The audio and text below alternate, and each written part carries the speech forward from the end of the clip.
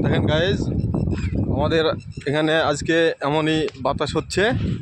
বাতাসে আমাদের সিমেন্টের গোডাউনের ঘরের চাল উড়ে নিয়ে চলে গেছে। এটা হচ্ছে আমাদের সিমেন্টের গোডাউন। তো সিমেন্টের গোডাউনটাতে দেখেন কি অবস্থা, এমন কাজ করে দিয়েছে, সব উড়ে নিয়ে চলে গেছে।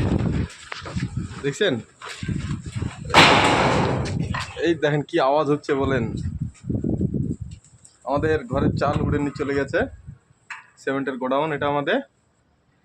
দর্শক, এখানেতে প্রচুর আজকে ঝড় বাতাস হয়েছে, প্রচণ্ড।